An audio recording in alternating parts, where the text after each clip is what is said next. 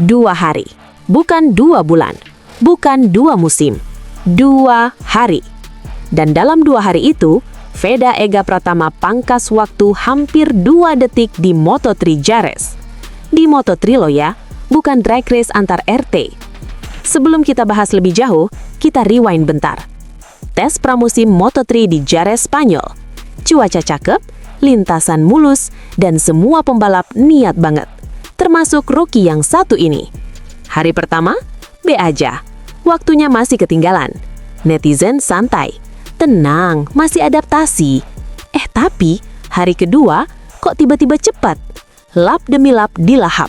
Total 69 lap. Rookie lain? Bang, tangan pegel. Veda? Sebentar bang, data belum cukup. Ini pembalap apa spreadsheet berjalan jerit? Ngomongin motor dulu. Honda NSF 250 RW itu bukan motor manja. Sasisnya kaku, presisinya tinggi. Salah masuk tikungan dikit, langsung berasa kayak disindir mantan. Tapi anehnya, Veda malah makin nyetel. Corner speed dapet, pengereman rapi, transisi tikungan makin halus. Pelan-pelan, waktunya ambyar. Loncat ke sesi akhir. Disinilah drama dimulai. Veda ngalahin Brian Uriarte. Iya, Uriarte. Mukanya kayak, ini rookie apa cheat code? Dan netizen Indonesia langsung bangun dari tidur siang. Woi, woi, woi. Ngomong-ngomong soal selisih waktu, total peningkatan hampir 1,7 detik. Di Moto3, setengah detik aja itu udah besar. Ini bukan progres, ini teleportasi. Makanya jangan heran kalau banyak yang mulai melirik. Bukan karena hype, tapi karena data. Sekarang lompat ke masa depan dikit. Seri pembuka, panas, keringat netes, ban tersiksa. Selamat datang di Buriram. Trek cepat, rem panjang. Salah manajemen ban, siap-siap nyengir pahit. Tapi buat pembalap Asia, lebih familiar. Kalau start rapi, nempel grup tengah, dan gak kepancing, poin itu bukan mimpi kosong. Balik lagi ke Jerez. Yang bikin orang makin angkat alis, itu mentalitasnya.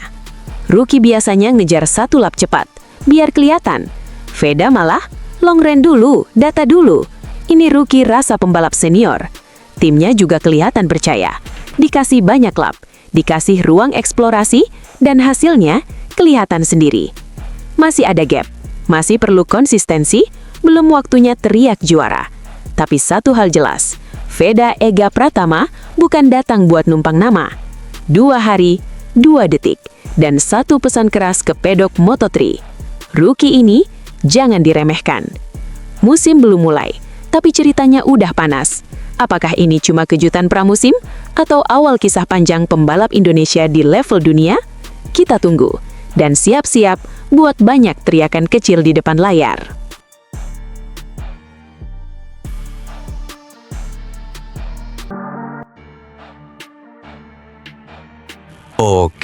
Oke, tenang dulu. Kadang hidup itu nggak perlu banyak omong. Bukan pakai kata-kata, tapi pakai bukti nyata. Dan Veda Ega Pratama kayaknya paham betul filosofi itu. Sementara orang lain masih debat di kolom komentar, Veda malah cus gaspol di lintasan. Langsung bikin heboh, langsung ungguli rival bebuyutan, dan langsung bikin bos Honda garuk-garuk kepala sambil mikir. Ini anak Indonesia kenapa jadi serius banget sih? Langit cerah menyelimuti sirkuit Jerez Spanyol. Cerahnya bukan kaleng-kaleng, bukan cerah harapan palsu, tapi cerah yang bikin pembalap mikir, wah, ini kalau nggak ngebut, sayang cuaca.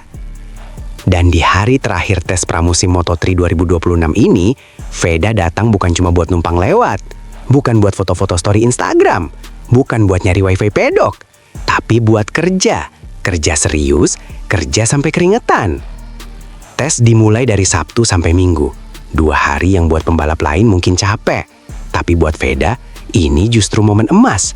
Ngumpulin data, ngerasain ban, ngetes long run, nyari setelan motor yang cocok. Pokoknya bukan gaya yang penting cepet, urusan belakangan. Dan beda dengan Portimao yang bikin pembalap mikir keras sampai jidat berkerut, Jerez ini ibarat rumah lama. Veda sudah hafal tiap tikungan, tiap titik pengereman, aspalnya gimana, keluar tikungan enaknya ngapain. Semua sudah di luar kepala. Makanya dia kelihatan santai. bukan santai sok jago, tapi santai orang yang tahu apa yang dia lakukan. Tapi jangan salah, santai bukan berarti pelan. Begitu lihat catatan waktu, kok lumayan juga. Veda catat waktu 1 menit 46 detik sekian. Memang belum tercepat, masih selisih sekitar 2 detik dari yang paling kencang. Tapi ingat, ini tes pramusim bos, bukan final, bukan balapan rebutan piala. Yang bikin menarik, dia masih di atas rival lamanya, Hakim Danish. Yes, rivalitas lama belum selesai. Dari Rookies Cup lanjut ke Moto3. Plot anime banget. Belum lagi soal top speed. Di lintasan lurus, Veda nggak malu-maluin. 213, sekian kilometer per jam. Gas dibuka, motor melesat. Dan itu tanda satu hal. Kalau urusan nyali, dia nggak kalah. Yang paling bikin orang angkat alis itu satu. Waktu tercepatnya justru keluar di lap ke-53. Bayangin, orang lain sudah ngos-ngosan. Sudah mulai mikir makan apa setelah sesi. Veda malah bilang, bentar, gue mau push dikit lagi. Total 54 lap. Bukan buat gaya, tapi buat bangun race pace. Buat belajar konsistensi.